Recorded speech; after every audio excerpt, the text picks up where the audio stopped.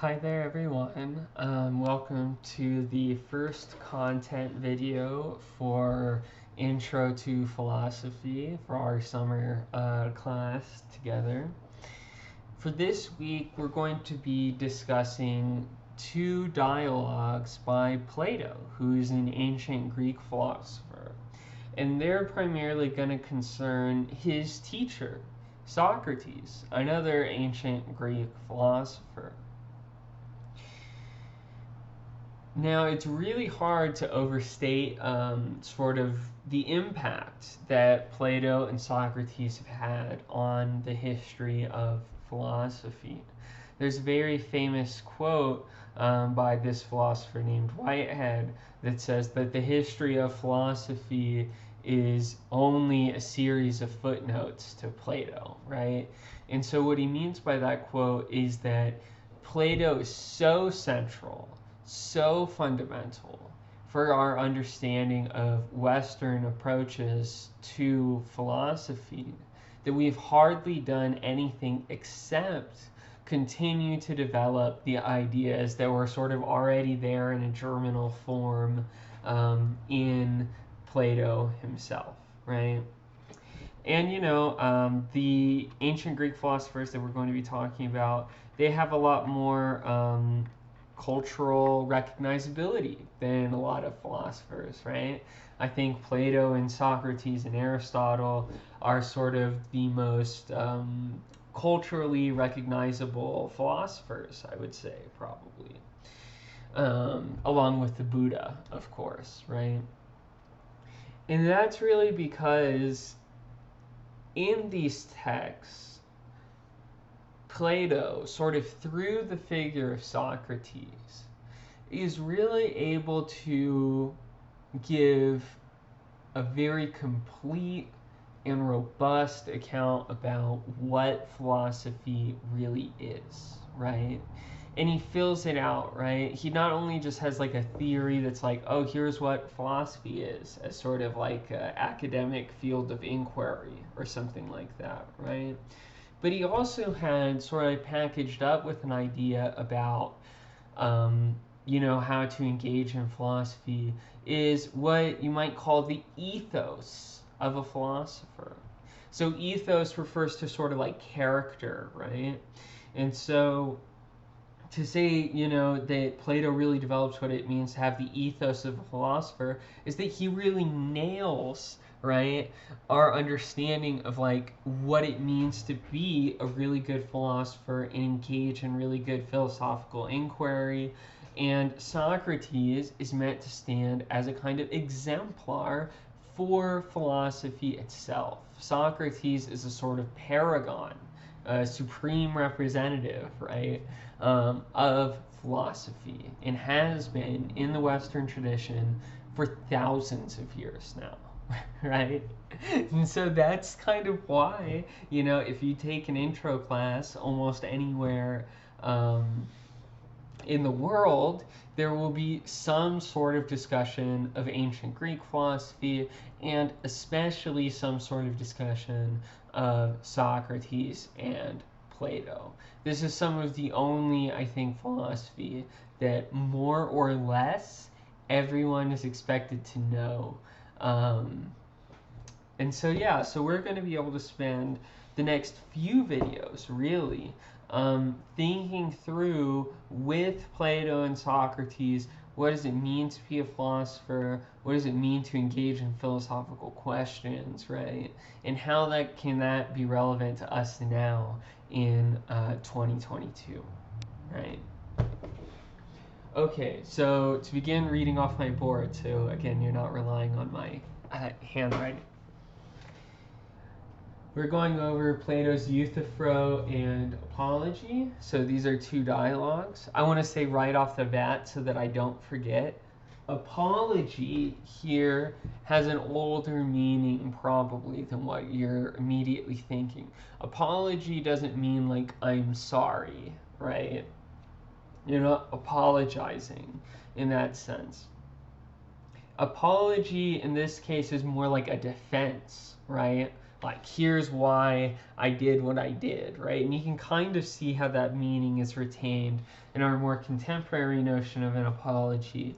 But this is more like a defense, right, than an acknowledgement of wrongdoing. And we'll see why Socrates is in hot water in just a second. But we're going to talk about these two dialogues. We're going to talk about the historical context of those dialogues to help you better understand them.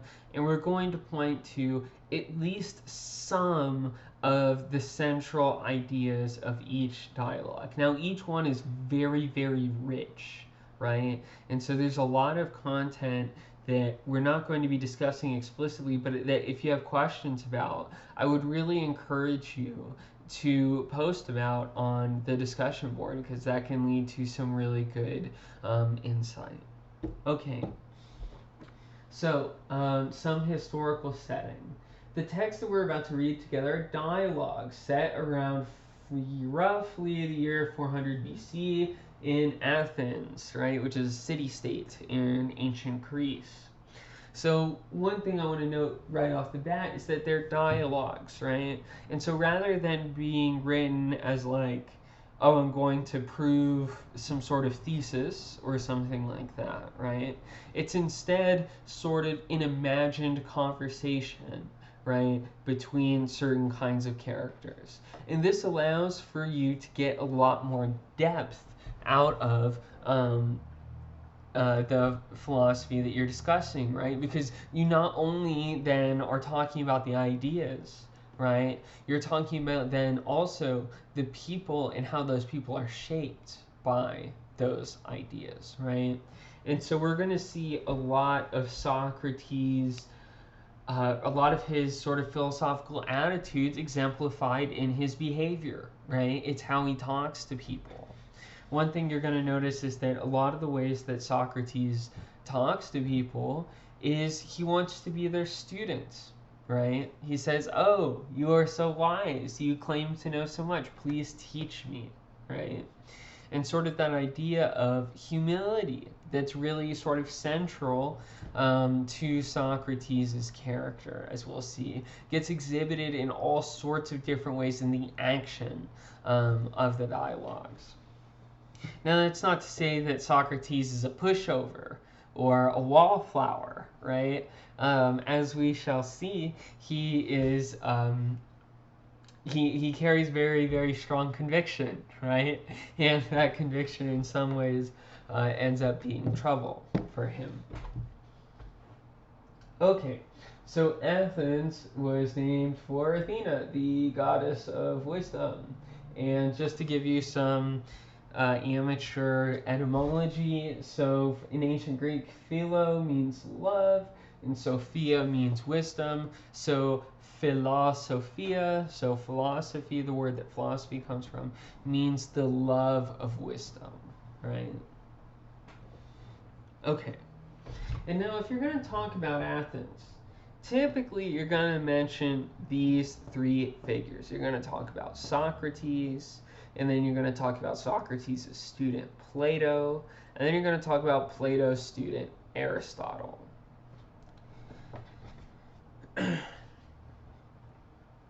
So in the dialogues that we're reading, right, they're essentially concerned with this figure, Socrates, right, and Socrates' conversations with various other people in ancient Athens, right? These conversations were recorded by, or, not really recorded, right, so much as maybe creatively reconstructed or something like that, right, by Plato, right? Plato essentially wrote these dialogues. Plato wrote in Socrates as a character and sort of a mouthpiece for his own beliefs to some extent, right? Socrates is sort of the exemplar of wisdom and so on, right? And so Plato, by sort of talking about how great his teacher was as a philosopher, is sort of making his own claims about like what philosophy is and what it can do and so on. Okay, so, and then Aristotle was Plato's student, and Aristotle was an extremely prolific philosopher in his own right, but we're not going to really be discussing his work at any length in this course just because we're extremely limited and we're already having to do a lot of Plato, right? And so I want to try to give everyone a wide palette of philosophical activity, right? But in case you're very interested in continuing to do this sort of research, then you can take a couple of classes in the philosophy department, Greek thought or ancient Greek philosophy. They will definitely both go prior to the stuff that we're discussing, but also go much after Plato into Aristotle and later thinkers and so on. Okay. Looks a little bit fuzzy, out of focus, maybe. I apologize for that. I'll read it all out so that you don't have to worry about that. So we saw Socrates, Plato, and then Aristotle. Athens is characterized by a constant struggle between philosophers and sophists, right? And you might have heard the word sophist as an insult before. Maybe, right? But where that word comes from, it shares a root with like the word sophisticated, right? And here you're supposed to understand that in a kind of pejorative sense, like sophisticated as in overly put on or something like that, right? So to be a sophist, sophists are sort of akin to like modern day lawyers, right? They would essentially go around and they would be like, oh, I have amazing skills in giving speeches, I have amazing skills in convincing people, right? And so on. And so you can sort of pay me and I'll teach you how to do that, right? And you can see why, sort of in an aristocratic or oligarchic society, these services would be very necessary, right?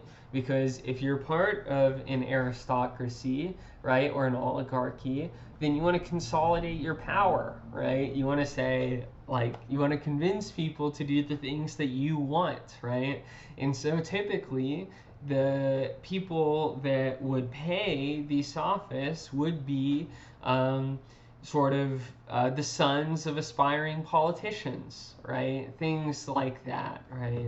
There were, of course, young people seeking after just some kind of wisdom, right? But a lot of the times it's sort of aimed explicitly at, here's how you can convince other people of stuff, right?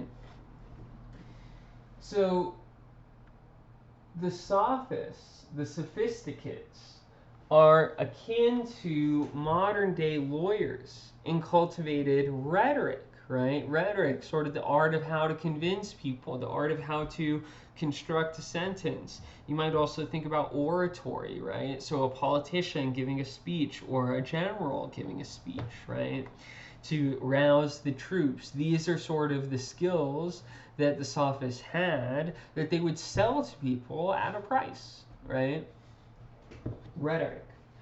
So the sophists cultivated rhetoric while philosophers cultivated truth, or you might say at least a love of truth, right? And so the difference, I think, can kind of be summed up this way, that the sophists, for the most part, were not really very concerned with the lives of their customers, right? Or at least not really. It's a transactional enterprise. You are getting money in exchange for teaching someone a skill, and whatever they decide to do with that skill, if they live a good life or not, like, that's not really any of your business, right?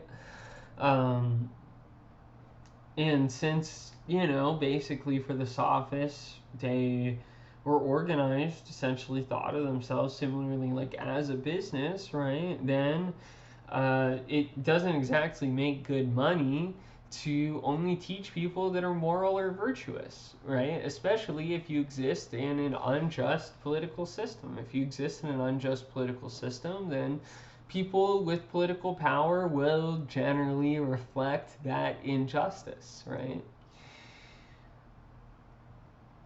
So in that way, I wrote down here in black here, you can't really see because of the glare, I apologize for that, but I will read it out loud.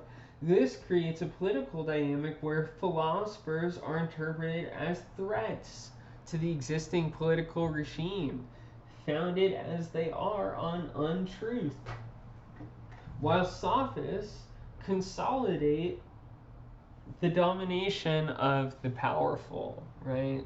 Sophists help the rich get richer. Sophists help those who already have political power to be able to sway the people, the demos, right? That's the ancient Greek word for people.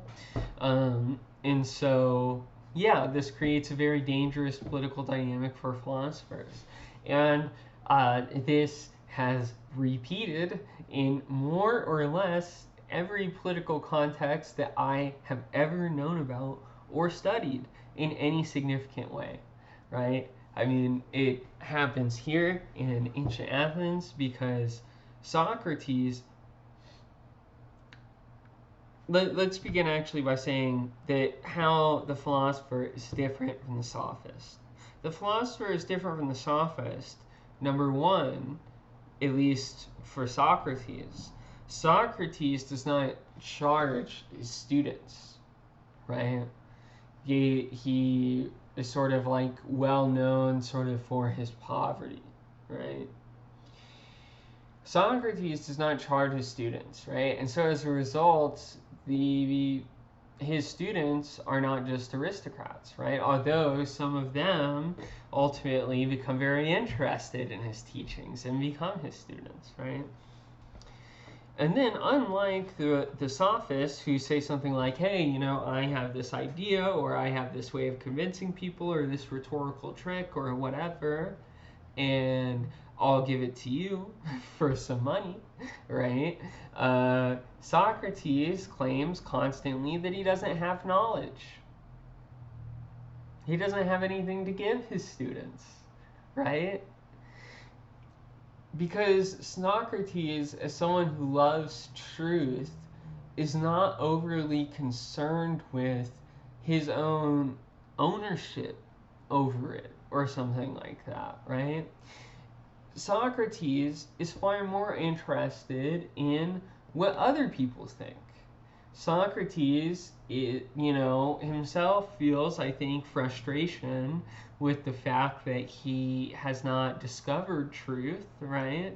And he really wants to find it, right? And so he'll begin by taking people really seriously whenever they claim that they have discovered some kind of truth, right? He'll typically be like, oh, will you please teach me? I'll pay you anything you want, right? And he's an old man, right? Yeah.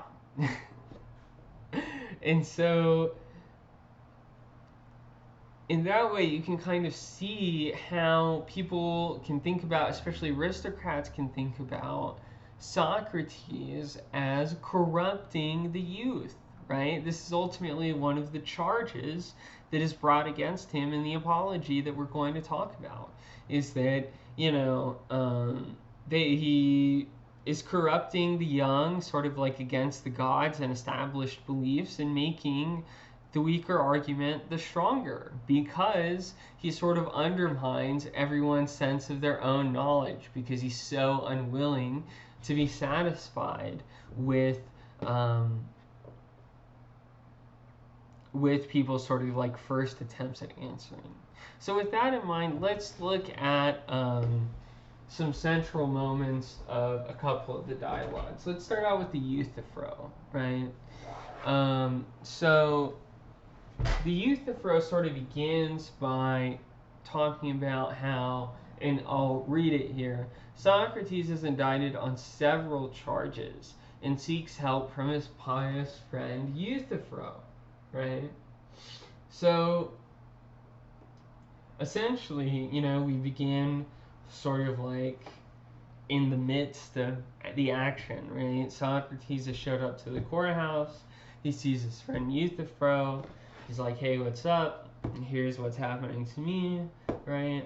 And then Euthyphro is like, oh, well, you're being sort of like brought on charges of impiety, which means that like you don't really believe in the gods, or you're offending the gods in some respect. Well, I am actually going to court to charge my own father because he accidentally or intentionally killed one of his slaves, right? And so Socrates is sort of like, wow, you must really know what piety is if like you would be willing to go and prosecute your own father because of your beliefs about what piety is. So, I'm about to go into court and have to go and try to defend myself. So, can you please just tell me what piety is, right? And you can kind of see how this exhibits the structure that I was talking about earlier, right? And, Euthyphro tries to give some answers like, well, what piety is what I'm doing right now, right? And Socrates says things like, well, okay, yeah, that might be an example of piety, but what about it makes it pious? What about it makes it loved by the gods, right? Or what about it makes it, like a holy thing to do? And at one point, Euthyphro, in kind of a frustrated way, says, well, what's pious are just those things that are loved by the gods, right? And then Socrates replies with this question on 10a with the little numbering on the side of the page. Socrates says, and I quote, "Consider this. Is the pious being loved by the gods because it is pious, or is it pious because it is being loved by the gods?" Right? And so that's a very tough question, and it can be hard to understand what Socrates means because it seems like he just says piety in like a bunch of different ways, right? But this is a really fundamentally deep question, right? Socrates' question is, actually, even before we get to Socrates' question, let's think about Euthyphro's answer a little bit more. Euthyphro says, what's pious, what's holy, right? That sort of word. What's holy are those things that are loved by the gods, right? So the gods approve of things, right? And then they are pious, right? That seems to be the form of the answer that he gives. Now, what Socrates asks, Socrates' question is, Socrates says, Euthyphro, that is actually ambiguous, right? His question is, why do the gods decide that certain things are pious, right? So, like, why is it that murdering someone, as in the case of Euthyphro's father, is impious, right?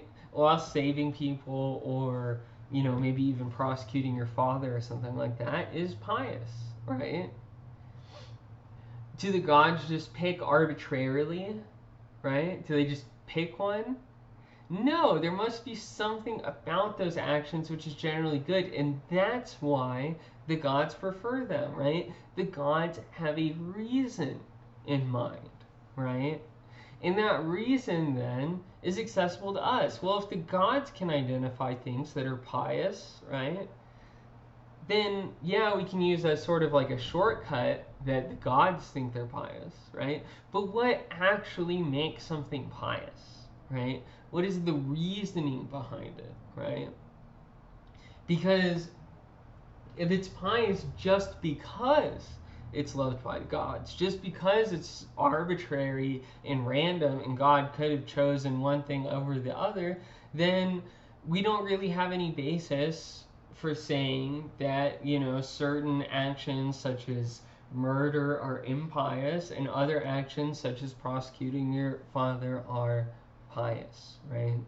And so this is typically called the Euthyphro Dilemma, right? And the dilemma is because it seems like you have to take one of two options.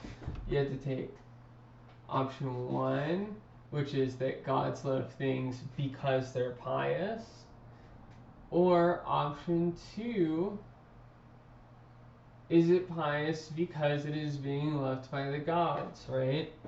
In the first case, the reference to God is extraneous, right? In this case, God's liking stuff doesn't make it pious, right? Gods only like stuff because they're pious, right? Because they're actually good, and they're good in a way that we can understand and recognize, right? Or the other option, is it pious because it's being loved by the gods, and the gods could just sort of like capriciously decide to love something else, right? And something especially to keep in mind here too is the sort of theological atmosphere of ancient Greece being very different from the kind of like mostly Christian sort of perspective that I think is typical of the sort of milieu that most of us are a part of, right? For, you know, ancient Greek beliefs are polytheistic, right? So gods actually disagree and they come into conflict about stuff all the time, right? And they change their mind about stuff, right? From a Christian perspective, it can be very difficult to imagine what could possibly make God change their mind about something, right? But from the perspective of these ancient Greek philosophers, that's really easy to see, right? Because Zeus is well known for his escapades, right? And Hera is well known for her wrath, and so on, right?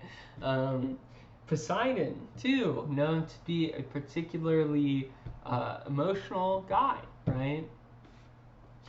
And so in that sense, like the idea that, you know, something could just be arbitrarily chosen by the gods is something that had a lot of salience for these kind of thinkers. You know, Euthyphro ends up basically not being able to answer this question in a way that was very satisfying to him, and he eventually sort of gets just kind of fed up with Socrates by the end of the dialogue, and is like, hey, good luck, whatever, right? And that is kind of how a lot of dialogues end, typically, is that the characters will become just kind of done with Socrates and just kind of leave. Which is maybe not the worst response, but yeah, we'll see. Okay, now just to give a little bit of content about the Apology. The Apology is very, very important dialogue. It sort of sets up the central problems that we're going to be discussing in the next couple of videos. Apology. Here, Socrates responds to the charges, right? He responds to the claims of the Athenian people that he is guilty of corrupting the youth, of making the weaker argument the stronger, right? Of kind of being a sophist is essentially what they're accusing him of, right? And being impious, right? Hence the focus on piety. For, you know, saying that, you know, you shouldn't believe in the gods or something like that, right? And the Apology really primarily takes place as this extremely epic defense courtroom moment that Socrates has about himself, where he's really sort of explaining his own character and what he's about, and why he behaves in the way that he does, and why he thinks that the charges are all unfair, right? And really, I think that a major component of Socrates' response is to say that he is a philosopher and not a sophist, right? And this sort of begins the opening of a speech where he's like, I'm not a rhetorician, right? I'm not great at oratory or something like that, right? So I might not have the most rousing speech to convince you, but I will tell you the truth, right? Is essentially what he has to say at the beginning there. And part of what he has to say then is like, well, it's not even really coherent to accuse me of corrupting the youth or of spreading impious doctrines because I don't claim to really know anything at all, right? And he describes the story, right, of sort of like how he began testing the wisdom of people in Athens and how he began to cultivate more students and so on, is that he went to the oracle at Delphi, right, sort of a religious, prophetic kind of figure, right, and was told that he is the wisest person in all of Athens. And Socrates responds with puzzlement, right? And what is the puzzle? Well, it's this quote here. I should have written the page number. Sorry about that. He says, I am very conscious that I am not wise at all. What then does he mean by saying that I am the wisest, right?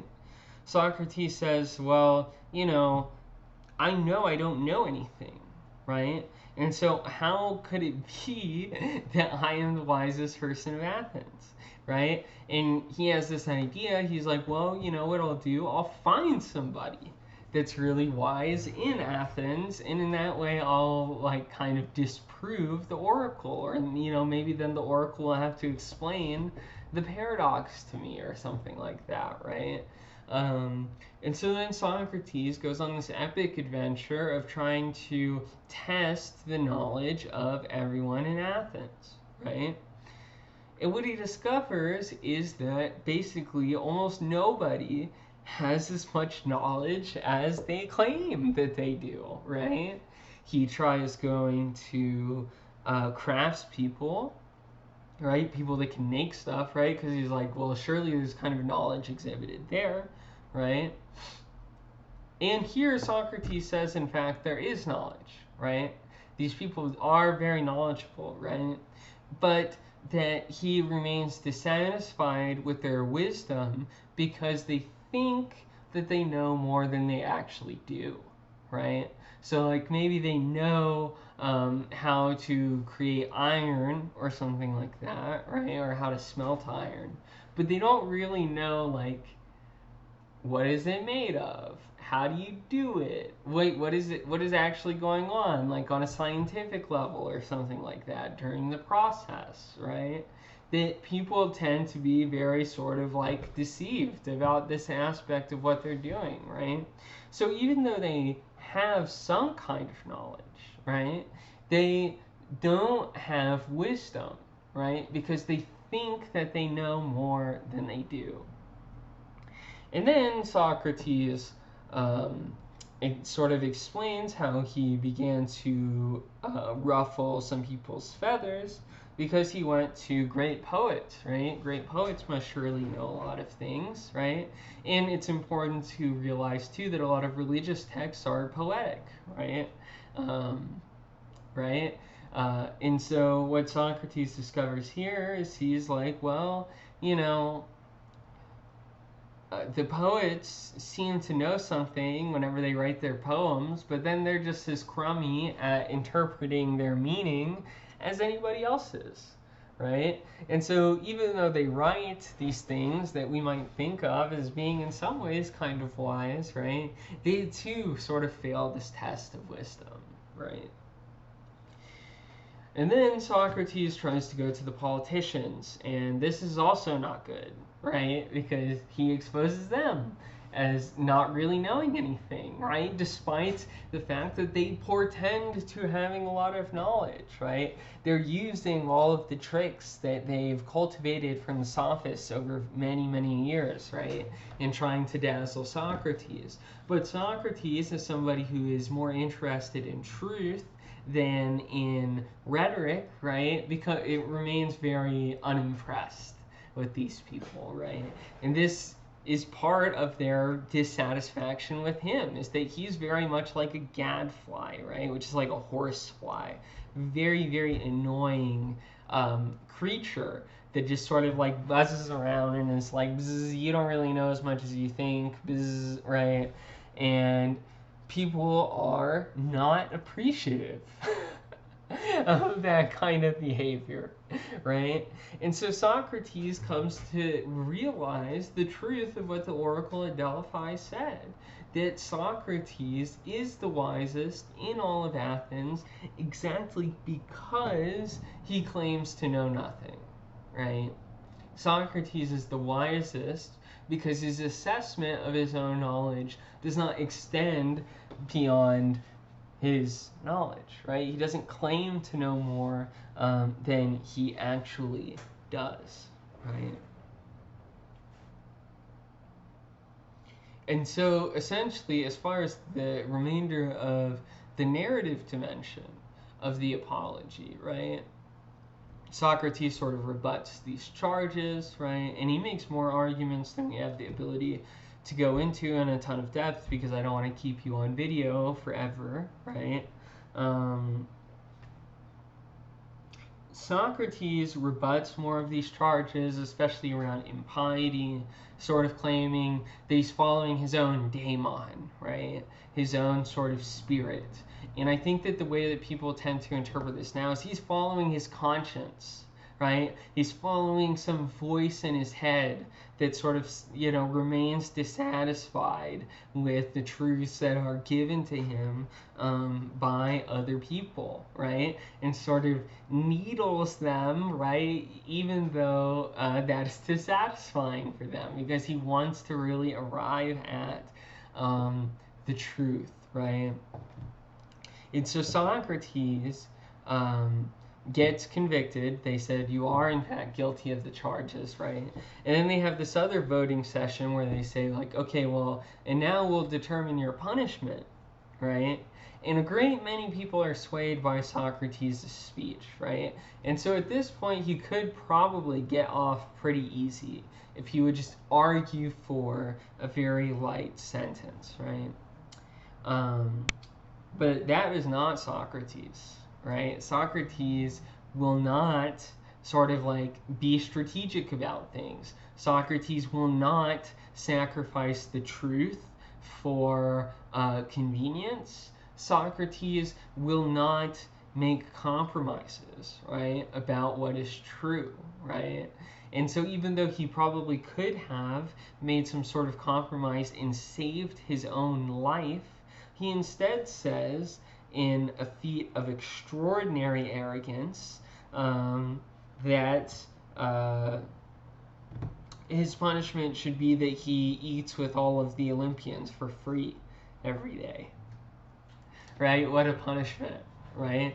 He's sort of saying, like, hey, if you're not going to celebrate what I do philosophically, I provide you a great service. I undermine your false pretensions to knowledge, right? And so I don't accept or acknowledge the idea that I should be punished for that. In fact, I feel like if you were really going to give me what you owe me, that you would, have a great feast sort of prepared for me each and every day. That should be my punishment for being guilty. This move eventually gets Socrates killed, right? Because what happens then is that the Sophists who are prosecuting him, like Miletus, right? He moves for death, the death penalty, right? And the Athenians, so offended by Socrates, end up going with the Sophists and end up putting him to death, right? And so the next couple of dialogues that we're going to be reading are Socrates in the moments in jail, kind of like before his execution, and then Socrates at his own execution, right? And so, yeah, that's what we're going to discuss. Just to talk a little briefly about what I think the Euthyphro and the Apology sort of show us about philosophical inquiry is that philosophy is not chiefly about convincing other people. Philosophy is not about having the right opinions, right? Philosophy is not about hubris, right? Hubris is like arrogance, right? Philosophy is not really about dogma, right? If you have a philosophy instructor that grades you based on the things that you say, like the things that you argue for, instead of how well you argue for it, then they've kind of failed you as a philosophy instructor, right? Plato and Socrates, to love wisdom is not to be sort of like in love with a particular theory, right? Socrates is always open. He wants to learn from other people, as we can see from the Euthyphro dialogue, even when that frustrates them and whenever he is kind of a bad student, I guess, in some ways, bad student, for sort of pressing and prodding more than is necessary, right? But Socrates shows that what the philosopher really loves, what the philosopher is really concerned with, are reasons and truth, right? The philosopher is not satisfied with merely convincing people, right? You have to convince them for the right reason, right? And so this is why in a lot of the times when people turn in philosophical assignments like a paper or something like that, they'll say something like, well, my opinion is X, Y, Z, right? That's an okay start. But the reason why it's not enough is because just like it wasn't enough for Euthyphro to just say, well, me prosecuting my father is good. No, Socrates isn't satisfied with that, right? Socrates wants the reason why things are pious, right? And that's what Euthyphro sort of fails at being able to put together in the Euthyphro dialogue, right? And so similarly, whenever you work on turning in papers and assignments, I'm going to really be pressing you, really be trying to get you to elaborate on the reasons for your beliefs, right? Not just the beliefs that you happen to have, right? And presenting them as in the case of a book report, right? Okay, this video's gone on a little long. I hope nonetheless it was helpful, and that you have a great week. Bye.